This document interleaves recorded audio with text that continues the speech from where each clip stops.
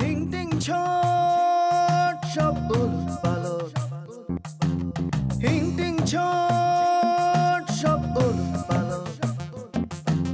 দু চোখে দেখি হিং টিং ছট, দু চোখে দেখি সব উলট পালট।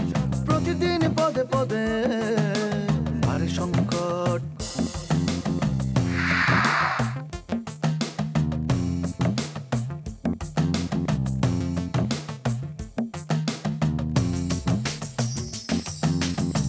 শুরু আছে শেষ নাই, কাহিনীর রেশ নাই। শুরু আছে শেষ নাই, কাহিনীর রেশ নাই। গল্পটা জমে ওঠে কি যে উদ্ভট। প্রতিদিন পদে পদে ভারে সংকট। বাঁকা চোখে সোজা দেখা, সোজা হাতে বাঁকা লেখা। বাঁকা চোখে সোজা দেখা, সোজা হাতে বাঁকা লেখা। ঘটনা ঘটে যত রটনা প্রকট। প্রতিদিন পদে পদে ভারে সংকট। দু চোখে দেখি হিং টিং ছট, দু চোখে দেখি সব উলট পালট। চোখ মেলে দেখি আমি সব ভজকট।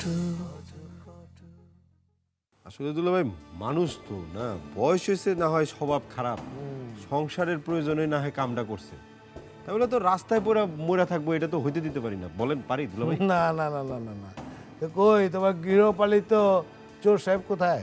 আমার তুলে আনলেন কেন? আমার মরণই তো ভালো ছিল। এই যে আপনি মরতে চান কেন? আমার একটা জীবন হইলো, হ্যাঁ, চোরের জীবন। যে দেখে সেই মারতে চায়, টিটকারি করে। যেহেতু আপনি আমার পরিচিত, আপনি মিনিমাম রায় দিয়েন, মানে 10,000 টাকা দিলেই হবে। কোন কি আপনি? একজন অসুস্থ লোক রাস্তায় পড়েছিল, তারে সেবা যত্ন করে ভালো করলাম, আর তার জন্য 10,000 টাকা দেওয়া লাগবো? তবে আপনারা কন্ট্রোল করতে পারছেন, আমি কন্ট্রোল করতে পারিনি, যার জন্য জীবনে আমার অনেক মূল্য দিতে হয়েছে। এই জন্য মায়েরও খেয়েছেন? হ্যাঁ, আসলে ওই চুরিবিদ্যার মোক্ষম ঔষধই হচ্ছে মায়ের বিদ্যা। আচ্ছা জগাসুরা সাপ, আমি শুনেছি ওই বিলাইয়ের হাড্ডি খেলে নাকি ওই চোরে গোশ শুইলে ওই মাইল লাগে না, ঘটনা কি সত্য? রাখেন আপনার বিলের হাড্ডি। এই চুরির জন্য আমি জীবনে কোনো আনন্দ বেদনা ভোগ করতে পারি নাই। বাসর রাতে পুলিশ আমাকে ধরে নিয়ে যায়, তারপর আমার সন্তানের জন্মের সময় আমি ছিলাম জেলে। আমার মা যখন মারা যায়, তার মুখে পানিটা পর্যন্ত দিতে পারি নাই। এত অনুনয় বিনয় করলাম। বুঝতে পারছি আপনার জীবনে অনেক কষ্ট, তাই না? হ, দেখেন, আমার একমাত্র মেয়েটা বিয়ে হয় না, চোরের মায়া বলে। তারপর মেয়েটা কি করলো, ওই একজনের সাথে ভাইকে চলে গেল। ভালো আছে কি মন্দ আছে তা বলতে পারবো না। ভাই, আমার এক গ্লাস শরবত দেন, বুকটা একেবারে ফাইটা যেতেছে। থাক, আপনার আর দুঃখের কিচ্ছা কোন লাগবো না।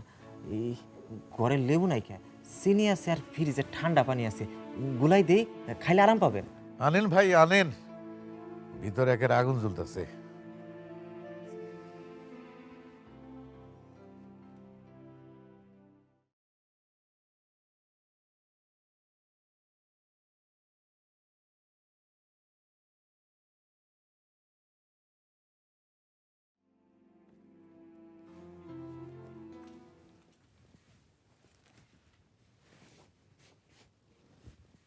আম্মা, আম্মা,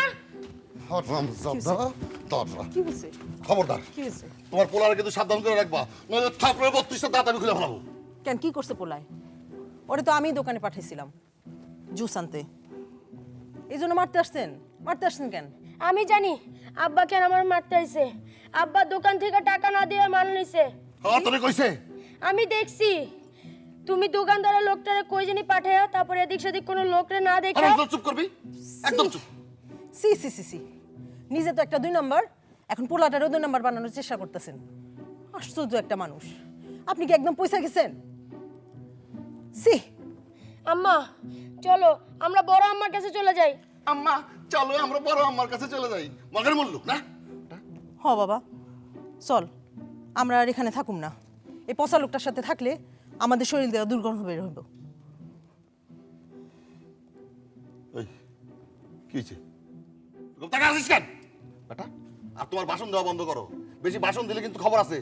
একদম পা হাত পা বাইন্ধা মুখে কষ্টে লাগা ঘরের মধ্যে আটকা থাকবো দিলাম। নিজে কি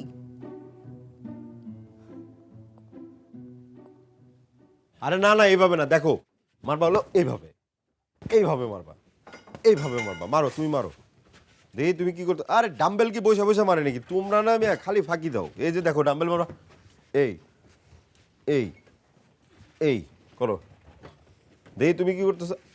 আরে এই জিনিসটা ধরে না তো, এইখানে এইখানে ধরে, এই যে এই জায়গায়, এই যে এইখানে ধরো। হ্যাঁ ধরে দেখি করো তো। এক, হ্যাঁ, দুই, হ্যাঁ, তিন, হ্যাঁ, বাহ সুন্দর। সর্দার, ও সালাম আলাইকুম আপা। ওয়ালাইকুম আসসালাম, কেমন আছো? জি ভালো আপা, আপনি? ভালো। ক্লাবটা তো ভালোই জমে উঠেছে না? জি আপা, দোয়া রেখেন। এই ক্লাবের জন্য আমার দোয়া সহযোগিতা তোমরা যা চাও সব পাবে। এই ক্লাবটা তোমার দুলাভাই তৈরি করেছিল, আমাকে দিয়ে উদ্বোধন করিয়েছিল। এই তো মনে হয় সেদিনের কথা, কিন্তু এর মধ্যে কত কিছু ঘটে গেছে। আপা, সুলতান আপা। কিছু বলছো? জি আপা, ওই আমার বাসায় না একটা ক্যাসাল হয়েছে। কিসের ক্যাচাল? বললেন না আপা, মানে আমার একটা মেহমান অতিশয় দুর্বল একজন চোর, সে হয়েছে কি আপা, ওই রাস্তায় গণপিটুনি খেয়ে পড়েছিল।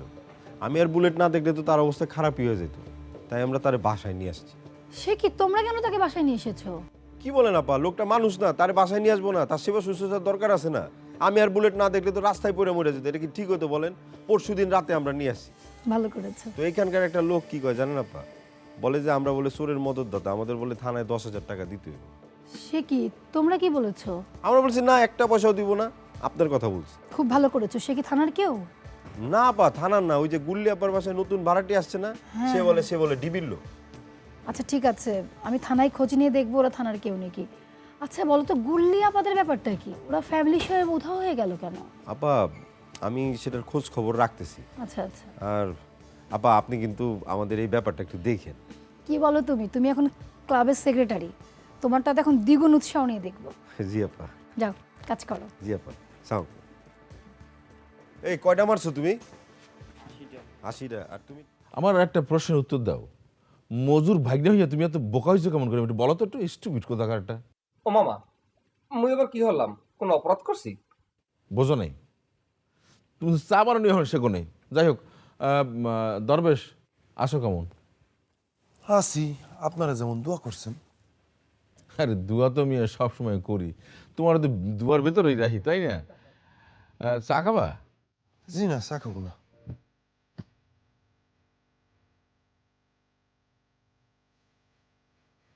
ভাইজান কি করি কোন তো, ওই উস্তাদে তো ভুলই ভাঙতেছে না। কেন, তুই কি কোথাও যাবি নাকি? ভাই, কোথায় যাওয়ার থাকলে যাইতে পারেন, আমি এখন অনেকটা সুস্থ। ও, আপনি তাহলে এতক্ষণ ওই যে ঘুমান নাই, ওই মিশা মিশা চোখ বন্ধ করে ঘুমের ভান ধরেছিলেন না? আরে ভাই, এই সুযোগ তো আর বাড়িতে পাই না। চোরের মন সবসময় পুলিশ পুলিশ, কোন সময় পুলিশ এসে পড়ে। তারপর ধরেন যে কোনো জায়গায় চুরি হলেই আমরা বাইন্দা নিয়ে যায়। আবার এক রাইতে যদি 10টা-12টা চুরি হয়, তাহলে এই 10টা-12টা চুরির জন্য আমার দোষী সাব্যস্ত করে। এখানে তো কোনো চিন্তা নাই, ভদ্রলোকের বাড়ি, তাই শুয়েছিলাম। আরে ভাবি, আসেন আসেন। কি মিস্টার জগা, কেমন আছেন? শরীর কেমন? মিস্টার জগা বলবেন না, তাহলে মিস্টারের অবমাননা হয়। ভালোই আছি, অনেকটা সুস্থ। ও তাই? আচ্ছা, এই সর্দার, একটু সাইডে চলো, তোমার সাথে একটু জরুরি আলাপ আছে। ও আচ্ছা, রেস্ট দে, বুলেট থাক। যান আপনারা আসেন। যান, আমি ভালোই আছি। জগাসুরা সাহেব, আপনি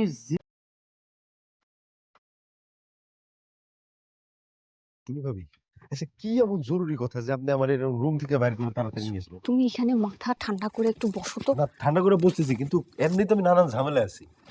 তোমার সাথে আমার একটা অনেক জরুরি বিষয় আলাপ করার আছে, এটা অনেক সিরিয়াস। আচ্ছা আচ্ছা আচ্ছা। শুনো, হ্যাঁ। তুমি কি জানো যে বকুলিটা কেন বাড়ি ছেড়ে গেছে? মানে আমি আধা কাজটা শুনছি, এটা কি এমন সিরিয়াস যে গেন্দার বাপ সে বলে নতুন একটা বিয়া করছে, তাই গুল্লিয়া পা রাগ কইরা ডিবি অফিসারের ভাড়া দিয়ে চলে গেছে? এটা হলো গিয়ে একদম ধাপ্পাবাজি একটা কথা। ওই যে গেন্দার বাপ যে বিয়ে করছে, সে তো বিয়ে করে আর ফিরেই নাই, সে তো আরতের ওইখানেই রয়ে গেছে।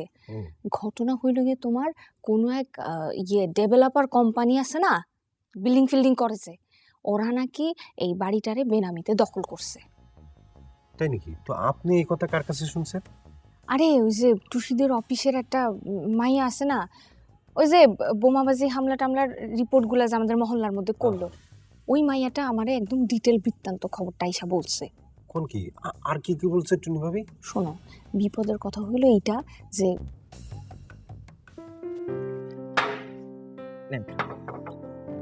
বাহ, খিচুড়ি খুব টেস্ট হয়েছে। মানুষ যে আশরাফুল মখলুকাত, এটা এখানে এসে বুঝতে পারলাম। খিচুড়ি খেয়ে কইতেছেন? না, শুধু খিচুড়ি না, আপনাকে মানুষের জন্য ভালোবাসা, আন্তরিকতা, গরিবের প্রতি আপনাদের মর্যাদা, এইসব দেখে জীবনে প্রথম বুঝলাম মানুষ এরকমই হওয়া উচিত। আসলে ওই জগাছড়া সব হয়েছে কি, আমরা মানুষ পেলাম আসলে অতটা ধনী না, গরিব মানুষ। তাই ওই আমার কাজের তো আসলে কোনো ঠিক ঠিকানা নাই, জীবনের কোনো কুকিনা নাই। আপনাদের নিয়ত অতি পরিষ্কার। আল্লাহ তাআলা বলেছেন, ইন্নামা আমানিবেল নিয়াত, অর্থাৎ নিয়ত যার পরিষ্কার থাকে তাকে আল্লাহ তাআলা পুরস্কৃত করবেই। আপনি নিজে বলছেন আমাদের পুরস্কৃত করবেন? নিশ্চয়ই, নির্দ্বিধায় বলছি। আল্লাহ তাআলা আপনাদের অন্তর দেখতে পাইছে, নিশ্চয়ই পুরস্কৃত করবেন। মানে এতই যদি দেখতে পান তাহলে নিজেরটা দেখেন না কেন? আল্লাহ পাক কি আপনার কোনো উন্নতির সিঁড়ি টিড়ি দেখে নাই? মানে আপনার তো কোনো উন্নতি দেখতেছি না, বা হবে বলে মনে হইতেছে না। এই যে আরে পুরানা দাগি আশা কেমন ভাই? ভাই আপনি এখানে? এইটা তো আমারই মহল্লা, আপনি এখানে আছেন কেমন করি? চলে আসলাম, এই গুলবদনের বাসায় উঠছি। হ্যাঁ, করছেন কি গুলবদনের বাসায়? বাবা, কোন কি আমরা কিছুই জানি না, আপনি বাড়িতে হাইন্দে গেছেন? তা গুল বেগম কোথায় গেছে? টিকিট কাইটা মুন্সিগঞ্জের গাড়িতে উঠে দিছি, ওর বাড়ি হন আমার হেফাজতে। আমি আপনি তো ছক্কা মেরে দিয়েছেন না, আমরা কেউ ট্যারি পাইলাম না। এবারও ছক্কা মারতে পারি নাই, তবে মারবো ভাবতেছি। আমগো নিয়ে ছক্কাটা মারি না, বুঝছেন? গুলবদনের ছোট বোন, তাকে আমি ভালোবাসতাম, সে কেমন আছে? আছে, ভালোই আছে। তাকে কি আমার কাছে একটু ফিরিয়ে দেওয়া যায়? অসম্ভবের কি আছে? এই জয়নালের কাছে কোনো অসম্ভব কাজ আছে? তবে সমস্যা হয়েছে কি, মেয়েটা এখন পঞ্চগড়, আরো দুইটা আছে, ওই দুইটা পারবো। না না না না, ভালোবাসা বললে কথা, আমি যাকে ভালোবাসতাম আমি তাকেই চাই। আমি আপনাদের জন্য দোয়া করব। আমার এই 57 বছর বয়সে এইরকম অমায়িক মানুষ আমি দেখি নাই। জি, তবে আপনি কিন্তু ঘরের মধ্যে ধূমপান করতে পারবেন না। ধূমপান করব না, ভদ্রের কাছে চোরও ভদ্র। কিন্তু ভাই, আপনাদের ইনকাম কি? যে ওই আমাদের ইনকামের কোনো ঠিক ঠিকানা নাই। সুর সাহেব, ওই আপনার নামটা কি তার তো কইলেন না? চোরের আবার নাম কি? চোরের কোনো নাম নাই, চুরি করি, এইটাই আমার পরিচয়। তো এইটাই বালা, আপনাদেরও কোনো ইনকাম নাই, ইনকাম ট্যাক্স নাই, আমারও নাই। দেখেন, আপনি কিন্তু একটা ভুল কথা বললেন, আমরা কিন্তু চোর বাটপার না। তা তো বুঝতেই পারছি, এত বড় বাড়ি থাকলে আর চুরি করতে হয় নাকি? হ্যাঁ, চুরি তো কোনো অপরাধ নয় জনাব। এই উপার্জনের অন্য কোনো পথ না থাকলে এই কলাটা, চালটা, মূলাটা, এগুলি একটু এদিক ওদিক করা আর কি। ও, তার মানে ব্যাপক মানে কষ্টের বিষয় না সুর সাহেব? আচ্ছা, ওই আপনার তো এই চোর সাহেব করতে করতে ফেনা তুলে আলাম মুখের, কিন্তু ভালো লাগতেছে না। আপনার পচা দশা যাই হোক, আপনার নামটা কি একটু বলেন? আমার নাম জগাচোর। কেউ বলে আমার নাম জগদীশ দাস, আবার কেউ বলে আমার নাম জগলুল হক। আমি দাস না হক কোনোটাই জানি না। কি কোন? আপনি হিন্দু না মুসলমান আপনি জানেন না? তাহলে আপনার ধর্ম কি? ধর্ম? চোরের আবার ধর্ম কি?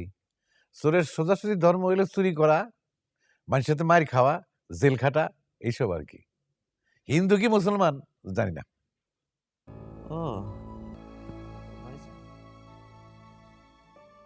মামা আপনার মাথায় খালি এক সের বেরেন, হারা মাথায় খালি বেরেন, কোথায় রাখেন ইয়া? যখন বেরেন থাকে তারা কি বুদ্ধিমান? হয় বেরেনি হয় গরুর মাথাতে তো বেরেন থাকে না।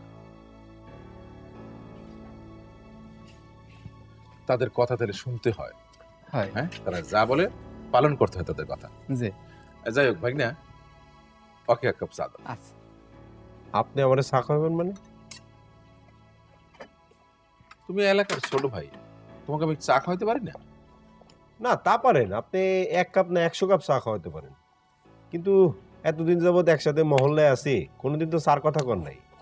ফেরার পরে কি আপনার তার মধ্যে চুলমুল ফালাই দিয়েছেন? ভালো ভালো। আমি এতদিন খাওয়াই নাই, আজকে খাওয়ালে তো কোনো অসুবিধা নেই নাকি? শোনো, তোমার সাথে কিছু জরুরি বিষয় আলাপ আছে। কি বিষয়? মহল্লার নানা বিষয় নিয়ে। তুমি যেহেতু ক্লাবের সেক্রেটারি হয়েছো, সেই জন্য তোমাকে অভিনন্দন, কংগ্রেচুলেশন। জি, আপনারও ধন্যবাদ। ক্লাবের সাথে তো নাচ গান হলেই চলবে না, এলাকার উন্নতি হবে না, আরো কিছু বিষয় ভাবতে হবে, বুঝছো? এই যে মনে করো যে আমাদের এই মহল্লা যে অলি গলি, বৃষ্টি হলে পানি জমে যায়, বড় গাড়ি ঢুকতে পারে না, অ্যাম্বুলেন্স ঢুকতে পারে না, ডেড বডি বাহির করা যায় না, তাই না? তুমি যে একটা বৃষ্টির মধ্যে একটা সিএনজি ডাকবা, নাই, গাড়ি পাবা না, না না প্রবলেম। এই সমস্ত তোমার সমস্যার সমাধান করতে হবে। না, আপনি অবশ্য খোলাসা করে কথাগুলি কইছেন। আচ্ছা, আমি এই বিষয়ে কি করব? আমি তো বাড়িওয়ালা না। তুমি বাড়িওয়ালা না হইয়াও অনেক বেশি পাওয়ারফুল। আমি পাওয়ারফুল মানে বিষয়টা বুঝলাম না। তোমার আরো ভাঙিয়ে বলতে হবে। শোনো, মনে করো যদি আমাদের এই মহল্লায় পরিকল্পিতভাবে ফ্ল্যাট বাড়ি ওঠে, তাহলে কি হয়? রাস্তা নতুন বাইর হয়, প্রশস্ত হয়, তাই না? গাড়ি ঘোড়া যানবাহন ঢুকতে পারে। ও, এইবার বুঝতে পারছি। তো এই বিষয়ে তো আমার কিছু করার না, আমি তো বাড়ির মালিক না। ওই যে শামসুদ্দিন সাহেবের বাড়ির আমি কেয়ারটেকার। এখন শামসুদ্দিন সাহেব যদি চায় তাহলে ইমারতও বানাইতে পারে, দালানও বানাইতে পারে, তার তো আমার কিছু করার নাই। তুমি রাজি থাকলেই তুমি যে খান সাহেবের জায়গাটা দিয়ে দাও, মনে করো যে তাহলে 6টা ফ্ল্যাট উঠতে পারবে, ফ্ল্যাট হবে টোটাল 12টা। তিনি 6টার বৈশা বৈশা ভাড়া উঠে খাইতে পারবে। অবশ্য তোমারও একটা ফ্ল্যাট পাওয়া উচিত। আমি গরিব মানুষ, আমি ওই ফ্ল্যাটের স্বপ্ন টপ্ন দেখি না, বুঝছেন না? গরিব কি তুমি সারা জীবন থাকবা? এই ঢাকা শহরে তোমার একটা ঠিকানা দরকার না? এই মিয়া, সারা জীবন তুমি একলা থাকবা নাকি? তোমার বিবাহ হবে, তোমার সন্তানাদি হবে।